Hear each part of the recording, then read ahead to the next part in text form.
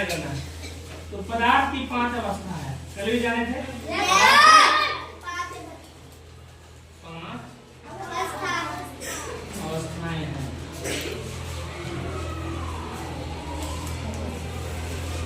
इसमें पहला क्या है? ठोस। दूसरा है द्रव।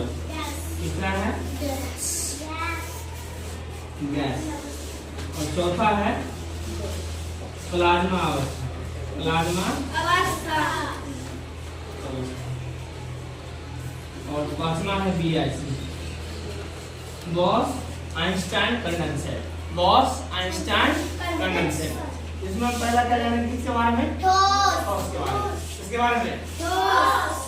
ध्यान दो, पहला हम लिख रहे हैं ठोस के बारे में, ठीक है। तो पदार्थ की वह अवस्था, पदार्थ की वह अवस्था है ना जिसका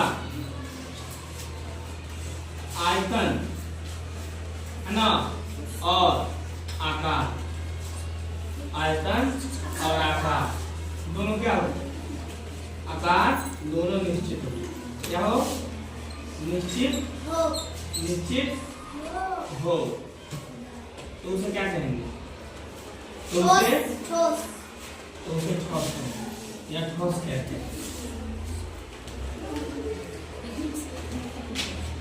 जैसे में क्या है? जैसे में क्या है? लकड़ी है, मान लो टेबल है, कुर्सी है, पत्थर है, ईंट है इत्यादि। ये सब क्या है? सब ठोस है। ठोस क्यों है? अब ध्यान दो, इसका आयतन फिक्स है, इतना जगह लेगा। मान लो एक ईंट है, ये क्या है? मानते हैं ये ईंट है। क्या है? ये ईंट है। कितना जगह ले रहा है? इतना जगह ले रहा है। इसका आयतन फिक्स है और इसका आकार भी क्या है? फिक्स है। तो जिसका आयतन और आकार क्या हो? दोनों निश्चित होगा, वो क्या हो जाएगा? ठोस हो जाएगा। समझ आ रहा है ना बात? Yes sir. कोई दिक्कत किसी को? नहीं सर। चलो दूसरा दिखाते हैं। दूसरा क्या था? द्रव। अब ध्यान देना, पदार्थ की वह अवस्था जिसका क्या हो? जिसका आयतन क्या हो? निश्चित हो। आयतन निश्चित हो तथा आकार, हल्ला नहीं करो, आकार क्या हो? आकार अनिश्चित। 2 मिनट में मुंह उतार देंगे, है ना? किस रहेगा? आकार क्या हो? अनिश्चित हो।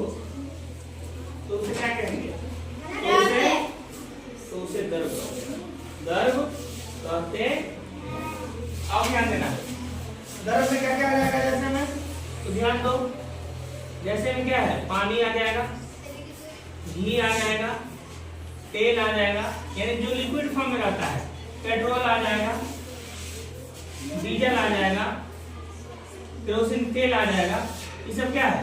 सब द्रव का भाग है। सब क्या है? द्रव का भाग है ना। आओ ना, बोले तो आने के लिए पूरा समर्सिबल भी क्या है। तो पदार्थ की वह अवस्था जिसमें आयतन निश्चित हो और आकार क्या हो? अनिश्चित हो, उसे हम क्या कहेंगे? द्रव कहेंगे। जैसे पानी है, तेल है ना, घी है, डीजल है, पेट्रोल, सब क्या है? सब लिक्विड फॉर्म में है, इसलिए क्या है? ये द्रव है। अब ध्यान देना है, अगर मान लो हम कैसे जानेंगे निश्चित है क्या निश्चित है? तो थोड़ा ध्यान देना है। मान लो ये क्या है? मान लो ये डब्बा है। क्या है ये? डब्बा है। इसमें क्या है? 1 लीटर रखा है, क्या? पानी। 1 लीटर क्या रखा हुआ है? तो पता चला ना इसका आयतन इतना है, इतना जगह छेके हुआ है। तो क्या बोले थे आयतन के बारे में? जो जितना स्थान घेरे वो आयतन कहलाता है। स्थान घेरा ना, ये पूरा जगह छेका हुआ है ना। और दूसरा बात, पानी का आकार निश्चित नहीं रहता। क्या हमेशा पानी क्या है? हवा के वजह से क्या है? डोलते रहता है। तो डोलेगा तो आकार निश्चित रहेगा? नहीं रहेगा। ठोस में क्या है? जैसे मान लो ईटा को दाबने पर भी क्या होता है? प्रेशर देने पर भी क्या होता है? पचकता नहीं है।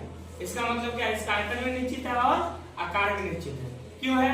क्योंकि जितना जगह छेका हुआ है वो छेकबे करेगा, है ना, कि पचकने वाला नहीं है। उसी प्रकार से द्रव में क्या है, आयतन क्या हो जाएगा निश्चित और आकार क्या हो जाएगा अनिश्चित। किसका, पानी का, क्योंकि वो हमेशा क्या है ऊपर में डोलते रहता है। अब जानेंगे किसके बारे में, अब जानेंगे थोड़ा गैस के बारे में। किसके बारे में, अब जानेंगे गैस के बारे में। तो क्या है ध्यान दो, पदार्थ की वह अवस्था, पदार्थ की वह अवस्था है ना जिसका आयतन और आकार क्या हो, आकार दोनों क्या हो, दोनों अनिश्चित हो, दोनों अनिश्चित हो। तो उसे क्या कहेंगे, तो उसे हम कहेंगे, तो उसे हम गैस कहेंगे या गैस कहते हैं। समझ आ रहा है।